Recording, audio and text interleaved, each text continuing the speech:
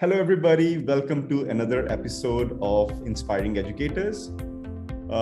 We have an educator today who is really an inspiration, not just to the community around, but to educators in different parts of the world, different parts of the country.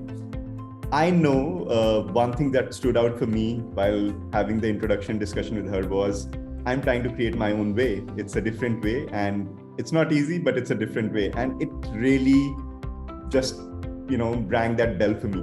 So without further taking time, let me welcome Shalini Nambiar. She's the Director Principal of Seth Anandram Jaipuria School in Ghaziabad. She's trying to do a lot of things, and let's learn about her together. Shalini, welcome to the podcast. And Thank you so much. A small introduction about you, whatever you would like to share with the listeners about what they should know about. So I'm by heart an adventurer person. I'm a mountaineer. Actually, I did my basic mountaineering course. I love music. I love doing stupid things. I'm a crazy teacher, and I love helping people. I think that's very important, whether it's a child or it's teachers. And I'm just head over heels in love with all the children of the world. So that is in brief about me. This is wonderful. When you say I love doing crazy things, I think in my life, every single teacher that I have got inspired by was not just because they were trying to do what everybody else was doing, was always because they were doing something different. Yeah, and absolutely. That curiosity always leads to, wanting to know more about them and learn from them. Absolutely. And the moment you say you try to do those things, I know your learners would be in love with you. So let's give some inspiration to the listeners. Can you share any story where any learner came to you and wanted to learn from you, or asked you to share something, or got attracted towards you because of you were doing things differently? So I'll tell you how my journey started, because it's very important. See, I started my career. My dad was an engineer, and he thought I was brilliant. Every father thinks their kids are brilliant. And that time he wanted me to naturally go into either MBA or banks or IAS. Those were the options available. So whatever it is, I joined LSR. But the minute I was in third year, I said, no way. I want to travel, especially when you belong to a middle class family. At that time, air travel was very, very like luxury. So nobody could think. So I joined an airlines. And I was with the airlines for almost 3-4 years, and then got married, had my daughter. And actually, I got into education by chance, and I started my journey as a music teacher. So the incident which I remembered is very funny. So I was joined as a part-time music teacher because nobody thought I was good enough to be a full-time, because I had no B.Ed or nothing. So anyway, and I still remember they asked me, okay, what can you do? I said, I can sing, I can dance, and I love kids. So I know I am at the right place. So after 6 months, my principal who was there, he said, no, Shalini, I think you can teach. I said, sir, I hate studying. I don't think so I can ever teach. He said, no, I want to give you a chance. So that time, there was no Google, or you could go and get some props. There was nothing. You had to just think yourself. Yeah. So I was supposed to take in grade 4. I still remember a social studies class. So the whole night I sat, took a hanger, made the planets, hung them. And that's why I find it funny when I still find teachers doing that. I say, oh my God, I did that 8 years ago. So I went with that, armed with my props into the class. And my principal was, of course, sitting at the back of the class, peering at me through his glasses. I started the class, and with full excitement, I just taught them. And because you love kids, so my enthusiasm is anyway very high with children. Right. Now, when I came back and I reflected, I realized I had taught them wrong. I told them Pluto was the largest planet, because that time Pluto existed, while Jupiter was the largest. So I went back next day, I told the kids, listen, I would have failed. Why didn't you tell me, that I was teaching? They said, ma'am, you were so enthusiastic. We were loving. We didn't want to stop you. So it was a very funny incident, but it taught me a lot that the most important thing in any relationship, and teaching especially, is the connect with the child. You may be armed with knowledge, you may have all the degrees of the world, but if you do not have a connect with the child, you can never teach. Beautiful. So that was an incident which made me realize that. But this is so amazing. I think within the first 5 minutes of the podcast, you've given something to everybody which they can actually take forever with them, and they can use it to become outstanding educators. And you said connecting with, the learner is the most important part. And I can see that, I could see it in your eyes that you still had that spark when you were talking about that. So that was the beginning of the journey. That's how you initiated. But then from there to becoming a director principal, that's a lot of milestones achieved over the last so many years.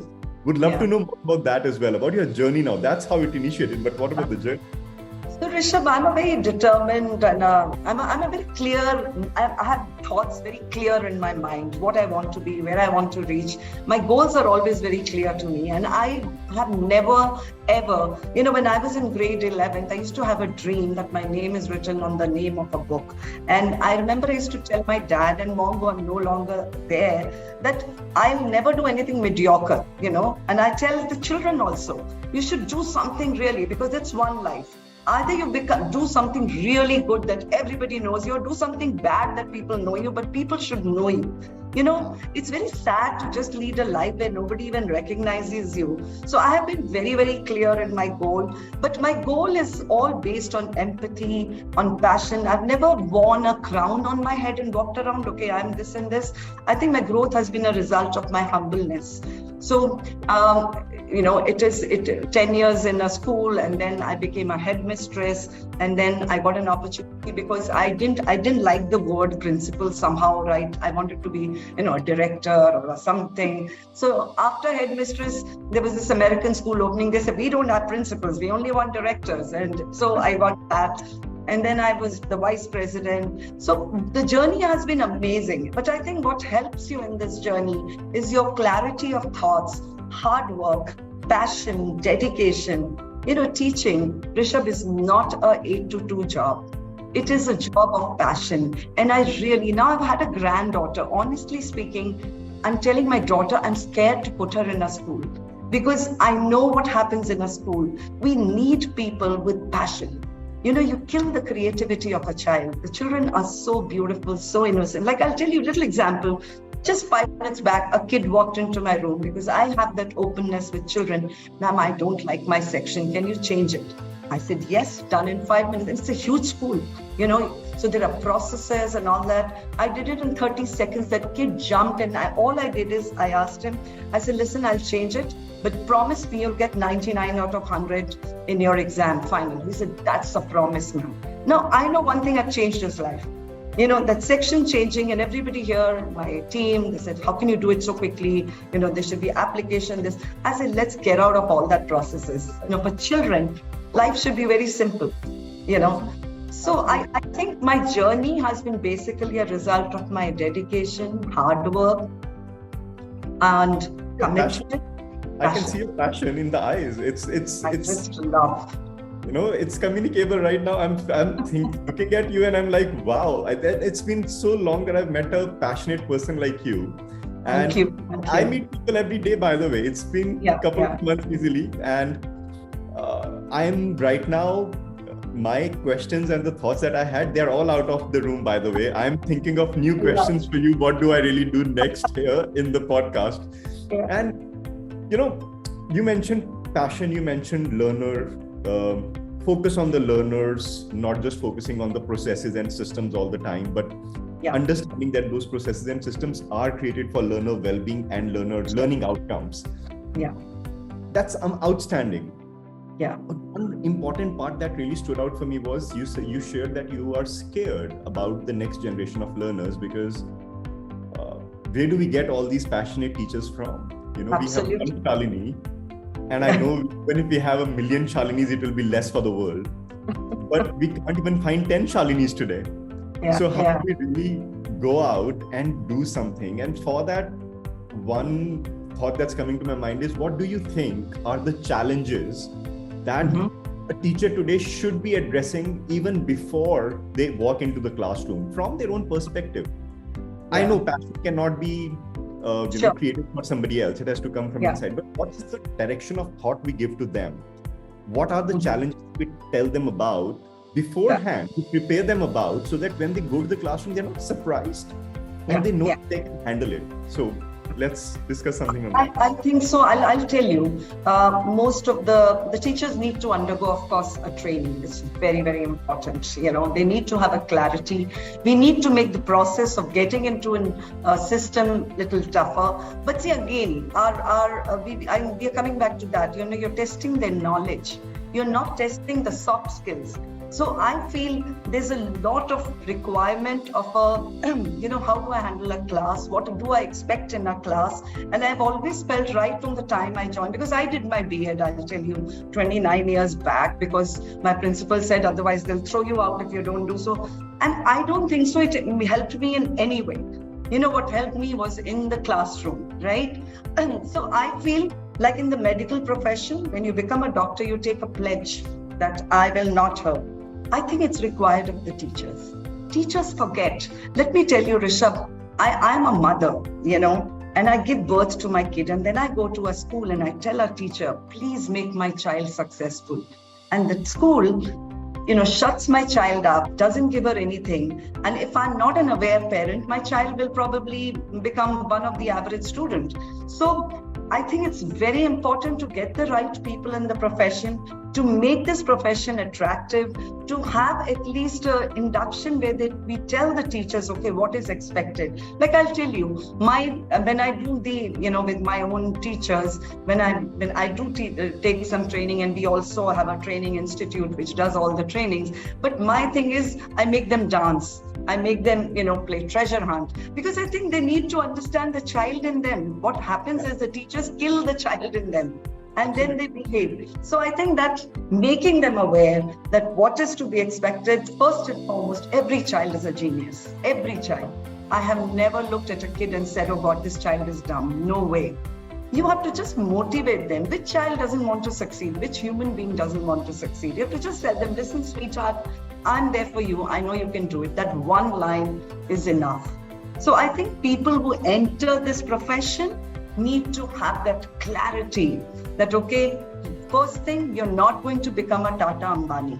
No way. You're a teacher, right? Yeah. Yeah. Secondly, you're dealing with somebody's children. Look for your own child when you teach a child. I think you never have. I've had so many kids. I remember one incident. I was a class teacher when I was one of my days in the teacher. And this class, no teacher wanted, because it was full of what they called is the most troublesome kids. And I told my principal, I want to do it.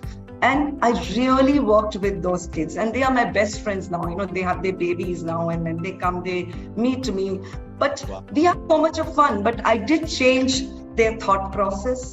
And I think that's more important, because you will not remember what economics I taught you, but you will remember how I made you feel. Right. So I think we need to teach the teachers the soft skills are very important when you're entering into this profession. And if you don't love kids, don't join, please, because you'll do more harm than, helping a child.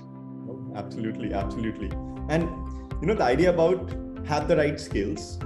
Yeah. And the second thing which stood out for me was you mentioning most of the teachers are going to the classroom and trying to make everybody as an average learner, and we are not looking at every child as the best learner possible. Yeah. So how do I put it? So basically we are saying, when you enter the classroom, don't focus on resolving or helping or creating mediocrity. Focus on creating excellence in every single child. Every child. So taking the perception from mediocrity to excellence is a big job. Yeah. And that would mean that if we need teachers who can actually promote excellence and not just about clear this exam and be one of the masses, the teacher needs to have the right skills. So what are the skills that you look as a leader for in future when you're looking at hiring somebody? Because that's going to be very useful and useful for the masses. So what do you look for in a teacher? So I think, of course, knowledge is important, because unless she knows what she's going to teach, she needs to have a clarity. Second very important thing, teacher should be able to smile. The body language for me is very important. If you're going to enter with a frown on your head, no child is ever going to learn. So, the kind of body language, the warmth you exude, the confidence, do you have that confidence when you're entering into a classroom? And are you ready to apologize to a kid? Because we are not encyclopedias. I'm not supposed to know everything.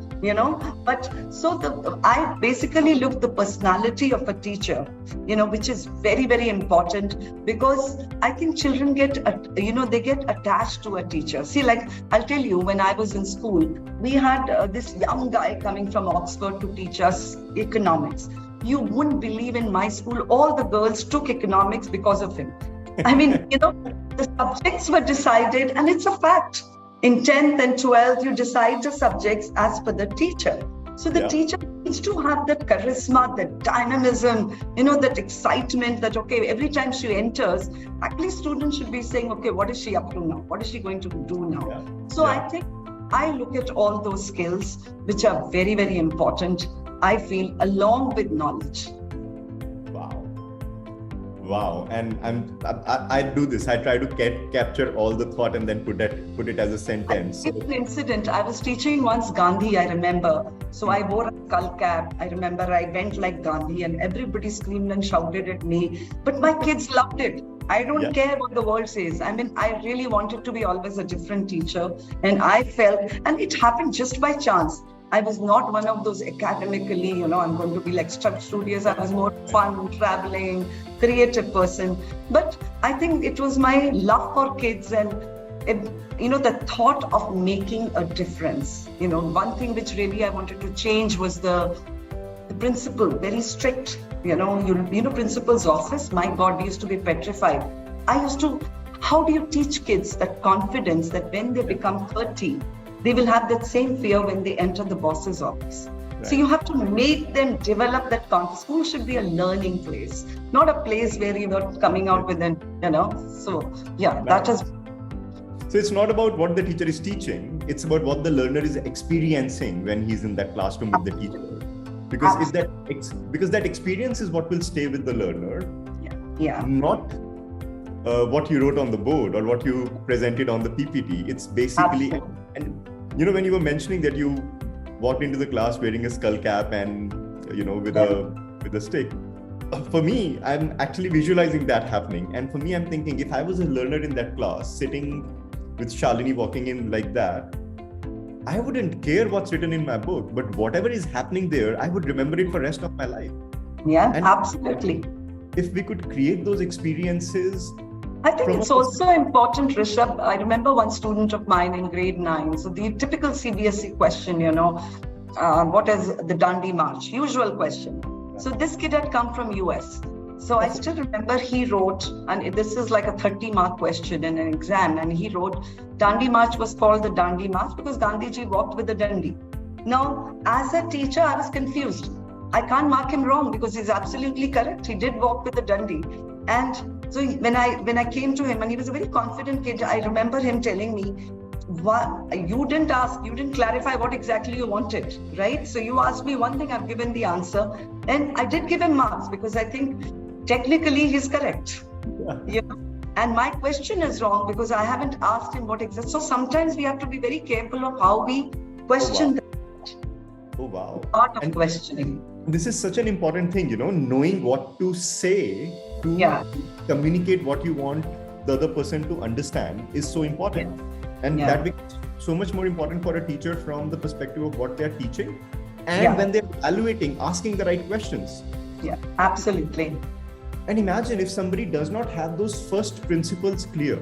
The first thoughts, the first principles of, let's say, teaching, if they are not clear, and then we give that person a chat GPT or an AI tool, where we all know that the chat GPT is as effective as the instruction that you give the tool. Absolutely.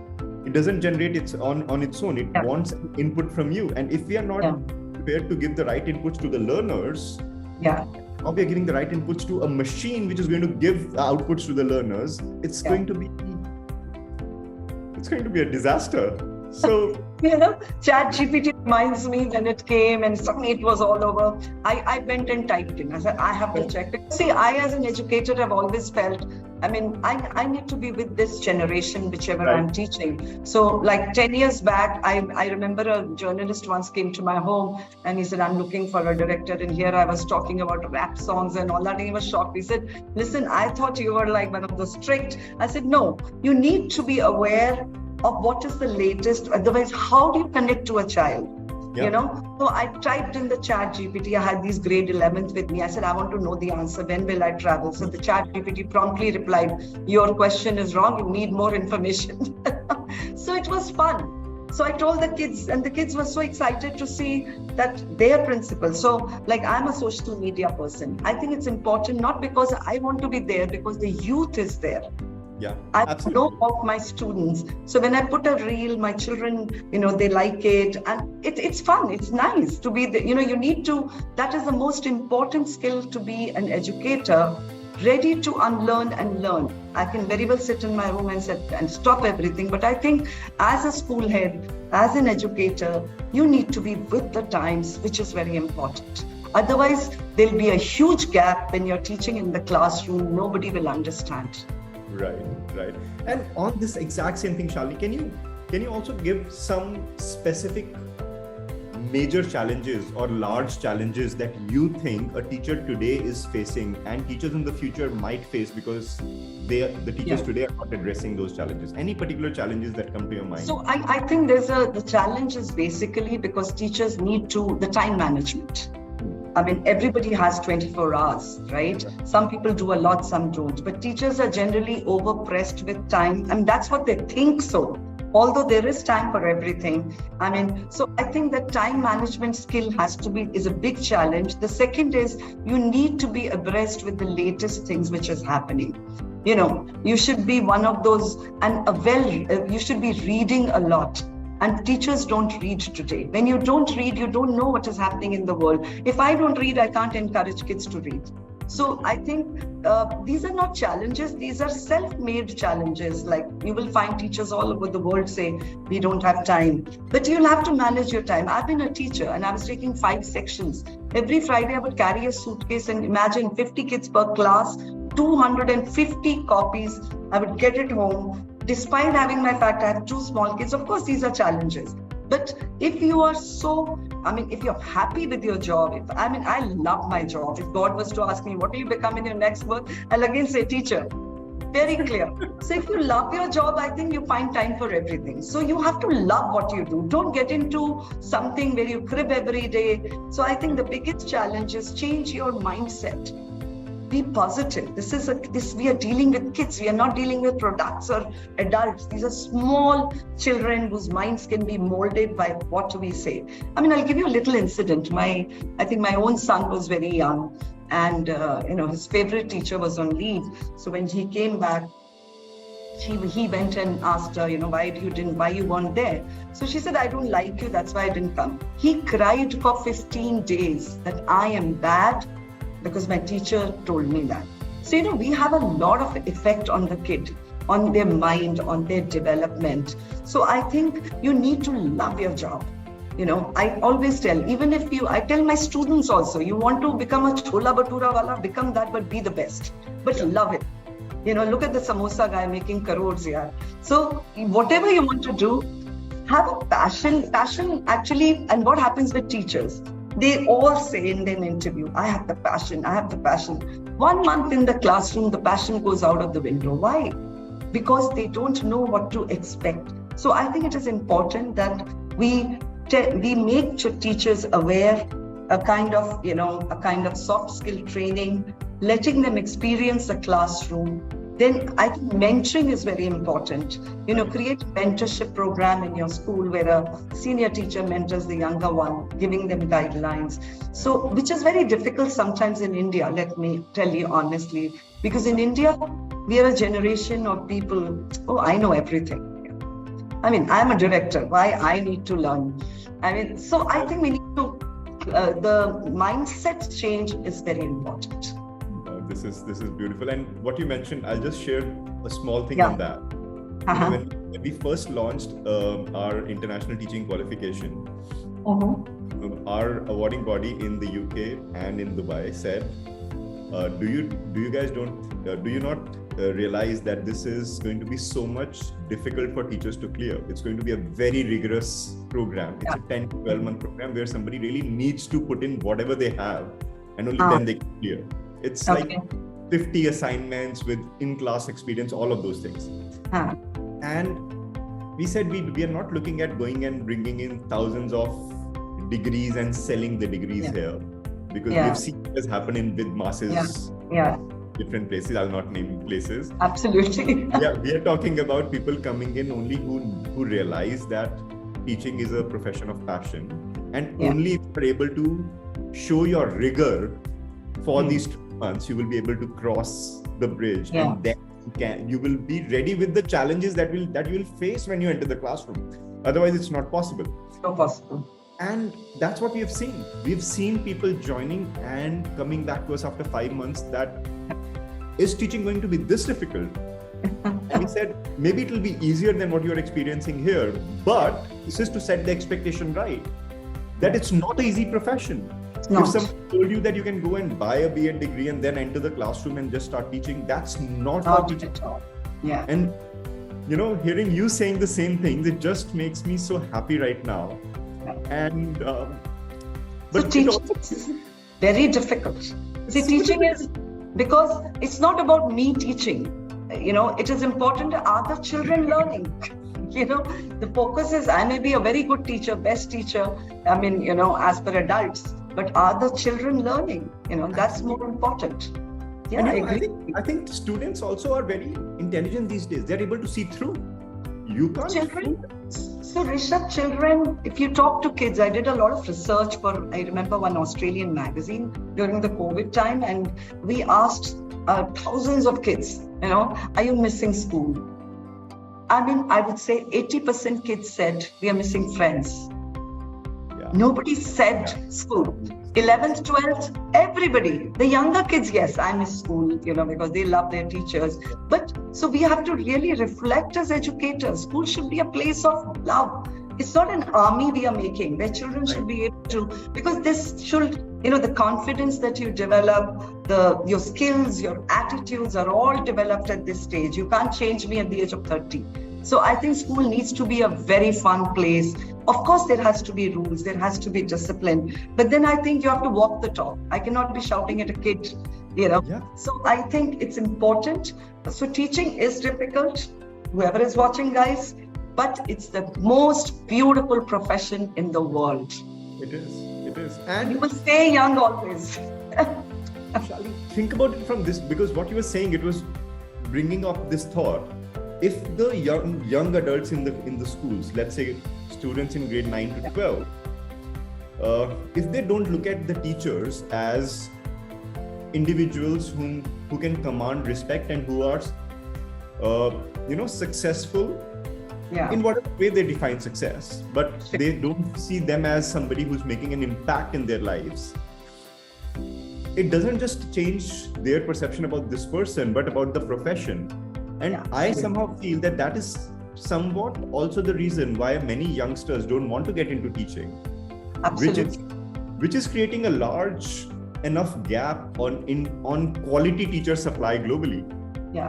Everybody's talking about that. What is your thought? What do you think? How do we of course, there is people don't want to be a teacher.